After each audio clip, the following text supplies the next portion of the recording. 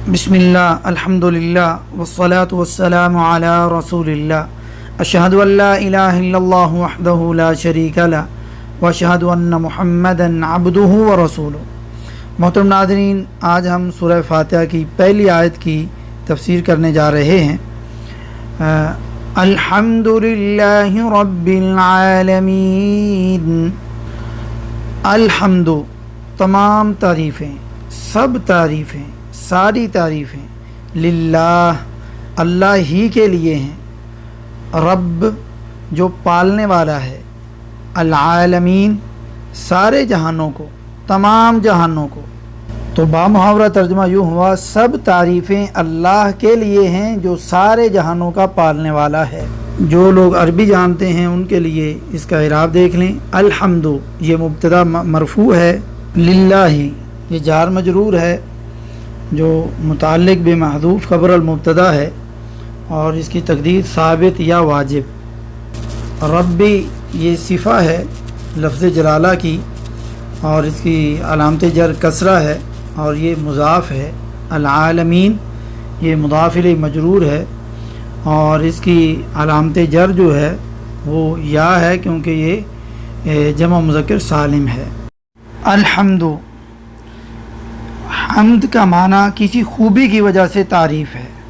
इस पर अलिफ लाम इस्तिग़राक़ का है जिससे मुराद हम्द के तमाम अफराद हैं, यानी जो तारीफ़ भी है वो अल्लाह ही की है, ना किसी दूसरे ख़ुद साख्ता माबूद की, ना किसी मखलूक की।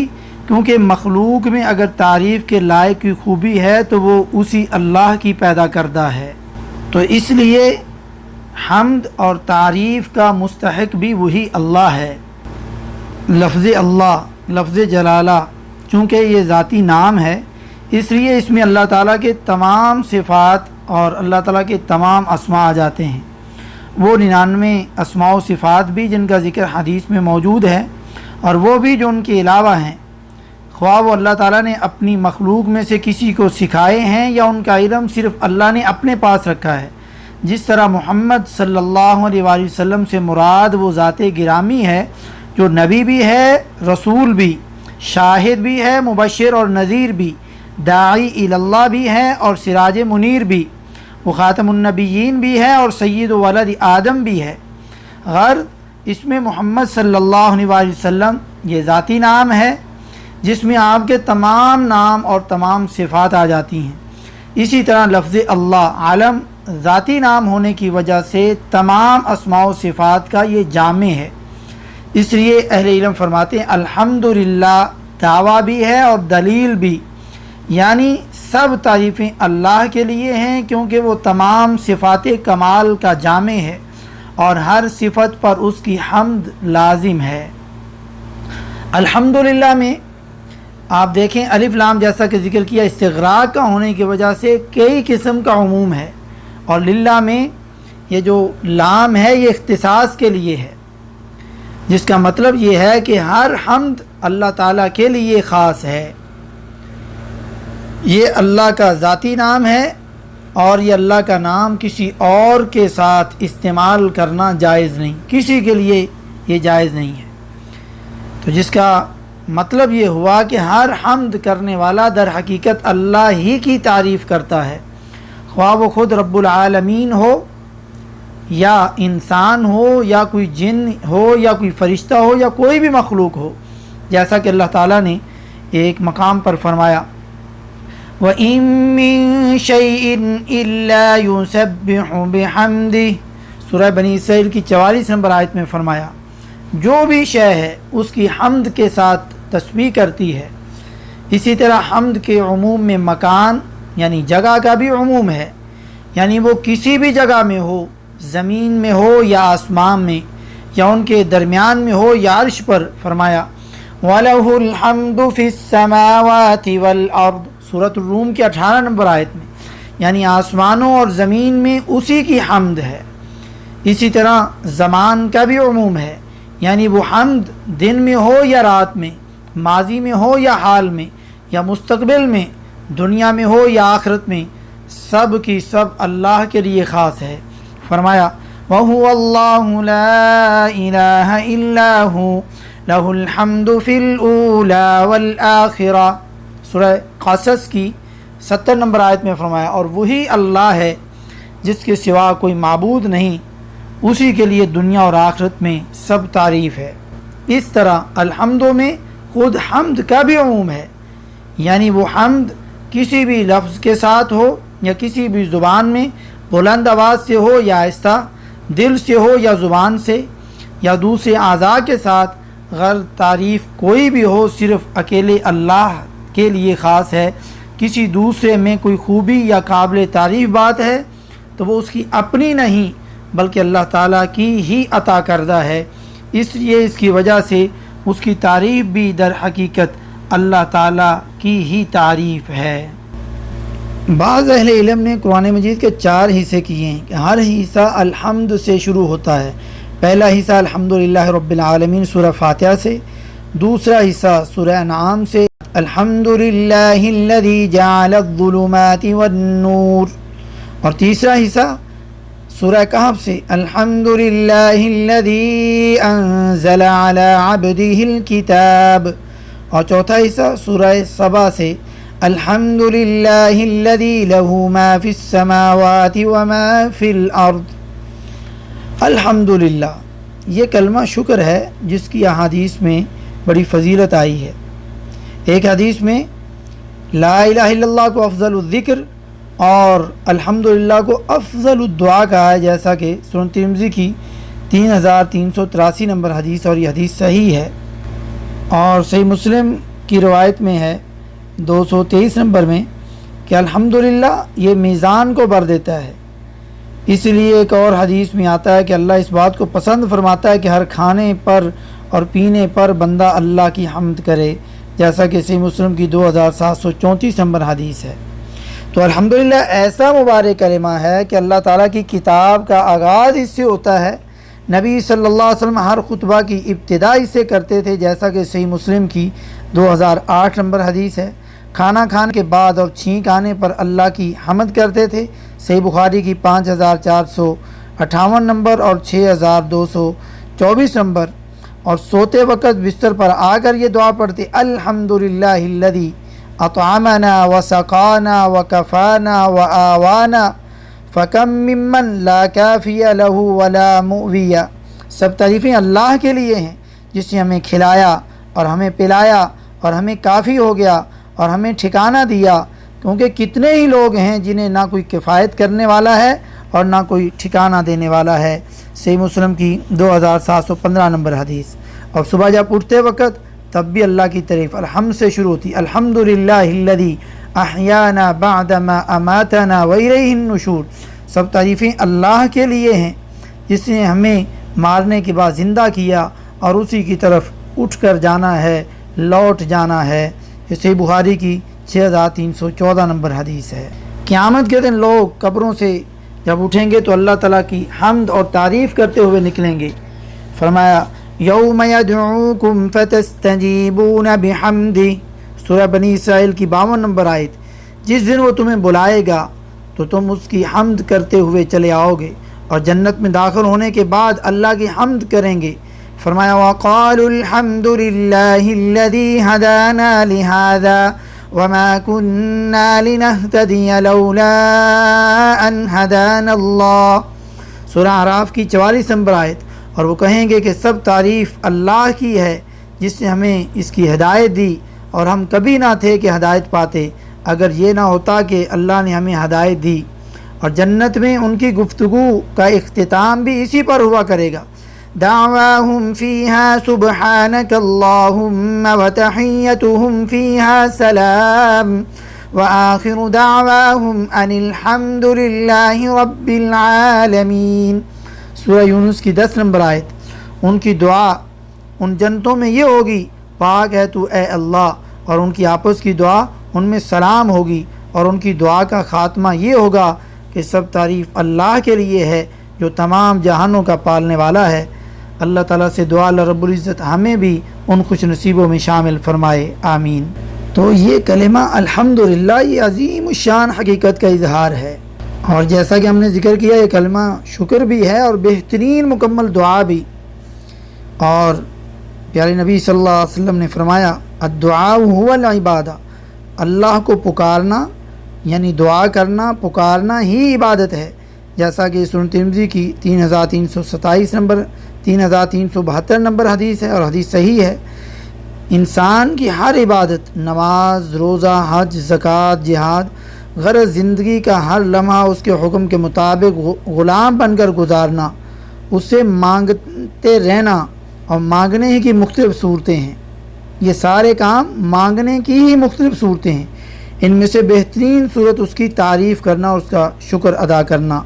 इस पर फिर वो मज़ीद नेमतों से नवाजता है, जैसा कि फरमाया लइन शकरतुम लअज़ीदन्नकुम, सूरह इब्राहीम की 7 नंबर आयत में, बेशक अगर तुम शुक्र करोगे तो मैं ज़रूर ही तुम्हें ज़्यादा दूँगा।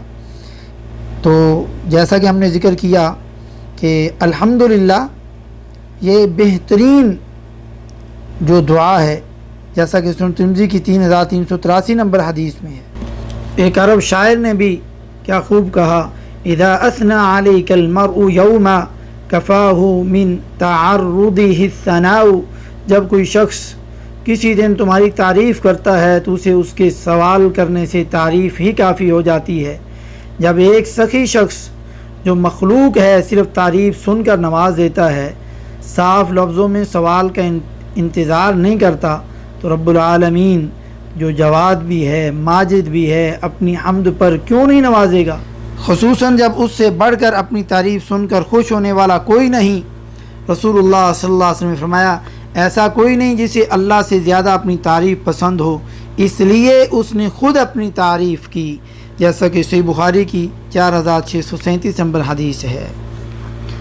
तो अब रब्बिल आलमीन, तो रब का माना पालने वाला, सरदार जिसकी इताअत होती है, और मालिक और परवरिश करने वाला। रब के मफ़हूम में बहुत वुसअत है, वो खालिक भी है, राज़िक भी है, मालिक भी है, उसके अलावा वो हदायत देने वाला भी है, अमाल का बदला देने वाला भी वो है। और ये अल्लाह ताला के अस्माए हुस्ना में से है, जिसके मानी हर चीज़ को पैदा करके उसकी ज़रूरियात मुहैया करने और उसको तकमील तक पहुँचाने वाला। इसका इस्तेमाल बग़ैर इजाफ़त के अल्लाह के सिवा किसी और के लिए जायज़ नहीं। तो लफ्ज़ रब जो है, अल्लाह और रब में क्या फ़र्क है? अल्लाह ये अल्लाह का ज़ाती नाम है, रब ये उस नाम की ज़ाती सिफ़त है, जिसका मतलब है पालने वाला, परवरदिगार, मालिक। इनमें फ़र्क क्या है? रब के अंदर नरमी वाला पहलू है, यानी आप दुआ करते हैं तो कहते हैं रब्बना आतिना फिद दुनिया, ऐ मेरे रब, ऐ मेरे पालने वाले। और लफ्ज़ अल्लाह वो इलाह की, यानी वो इबादत के लायक है। तो जब भी आप दुआ करते हैं तो आप नरम लफ्ज़ इस्तेमाल करते हैं, अल्लाह को मनाने वाला, जिससे अल्लाह मान जाए, रब इस्तेमाल करते हैं। तो लफ्ज़ इलाह अल्लाह के बाद अक्सर आम तौर पर आप देखेंगे, सब जगहों पर नहीं, आम तौर पर ज़्यादातर आगे इबादत का हुक्म होगा। और लफ्ज़ रब के बाद आम तौर पर आपको अल्लाह ताला अपने की एहसान जितलाएगा, जैसे कि या अय्युहन्नासु उअ्बुदू रब्बकुमुल्लज़ी खलक़कुम। यहाँ भी लफ्ज़ रब आया तो आगे अल्लाह ने अपनी बात बताई कि मैंने तुम्हें पैदा किया। तो लफ्ज़ रब के बाद आम तौर पर यानी अल्लाह ताला अपनी चीज़ें इस इंसान को याद करवाता है कि मैंने तेरे साथ ये किया, ये किया, ये किया। और लफ्ज़ अल्लाह के बाद आम तौर पर इंसान को हुक्म दिया जाता है कि जिस रब ने ये कुछ दिया है तो अब उस अल्लाह की तुम इबादत करो। अल-आलमीन, अल-आलम की जमा है जहान, अल-आलम जमा है जिसका वाहिद नहीं, जैसे कौम, रहत, नास वगैरह। माना इसका है मा युअलमु बिही शै, जिसके ज़रिए से किसी चीज़ का इल्म हासिल हो, जैसा कि ख़ातम का माना है मा युख्तमु बिही, जिसके साथ मोहर लगाई जाए। जहान को आलम इसलिए कहते हैं कि कोई भी मखलूक हो उसके ज़रिए से खालिक का इल्म हासिल होता है कि उसे पैदा करने वाला मौजूद है। अल-आलमीन को जमा इसलिए ज़िक्र फरमाया कि अल्लाह ताला की हर मखलूक एक अलग जहान है, मसलन आलम इंस, आलम जिन, आलम नबातात, आलम जमाद, आलम अर्द और आलम समा वगैरह। और फिर इनमें से हर एक के कई आलम हैं। مثلا انسانوں میں ہر جنس، ہر زبان اور ہر علاقے والوں کا الگ جہان ہے، یعنی ویسے تو تمام خلائق کے مجموعے کو عالم کہا جاتا ہے، اس لیے اس کی جمع نہیں لائی جاتی، لیکن یہاں اس کی ربوبیت کاملہ کے اظہار کے لیے عالم کی بھی جمع لائی گئی، جس سے مراد مخلوقات کی الگ الگ جنسیں ہیں، اور ان میں پھر آپ دیکھیں انسانوں کا جہان، جنوں کا، پھر انسانوں میں الگ الگ زبانوں کا جہان ہے، میواتیوں کا، پنجابیوں کا، سرائکیوں کا، پھر پشتو والوں کا، پختون کا، جتنی زبانیں ہیں ان سب کا الگ الگ جہان ہے۔ پھر آپ پرندوں میں دیکھ لیں، جانوروں میں دیکھ لیں، پرندوں میں دیکھ لیں چڑیا ہیں، کوے ہیں، لالی ہیں، کبوتر ہیں، طوطے ہیں، بے شمار۔ پھر مچھلیوں کا جہان ہے، پھر جانوروں کا، یعنی اتنے جہان ہیں جن کے کوئی اندازہ ہی نہیں کر سکتا۔ غرض اتنے بے حساب جہان ہیں جنہیں رب تعالیٰ کے سوا کوئی نہیں جانتا، جیسا کہ فرمایا وَمَا يَعْلَمُ جُنُودَ رَبِّكَ إِلَّا هُوَ، سورہ مدثر کی 31 نمبر آیت میں فرمایا، اور تیرے رب کے لشکروں کو اس کے سوا کوئی نہیں جانتا۔ ایک چیونٹی ہی کی ہزاروں قسمیں ہیں، ان میں سے ہر ایک اللہ تعالیٰ کے وجود اور اس کے وحدہ لا شریک ہونے کے علم کا ذریعہ ہے۔ رب العالمین، ان میں سے ہر ایک کو پیدا کرنے والا، پھر ہر لمحہ اس کی ہر ضرورت پوری کرنے والا اور اسے کمال تک پہنچانے والا، یعنی ان تمام مخلوقات کی ضرورتیں ایک دوسرے سے قطعاً مختلف ہیں، لیکن رب العالمین سب کی ضروریات، ان کے احوال، ان کے ظروف اور ان کی جسامت کے حساب سے ان کو مہیا فرماتا ہے۔ غرض سب تعریف اللہ کے لیے ہے کیونکہ وہ رب العالمین ہے۔ الحمدللہ کے بعد اللہ تعالیٰ کی 4 صفات بیان ہوئی ہیں۔ پہلی صفت رب العالمین میں قرآن کے بنیادی مضامین میں سے توحید کے علاوہ وعدہ اور وعید دونوں موجود ہیں کہ پرورش کرنے والا خوش ہو کر نوازتا ہے تو ناراض ہو کر محروم بھی کر دیتا ہے۔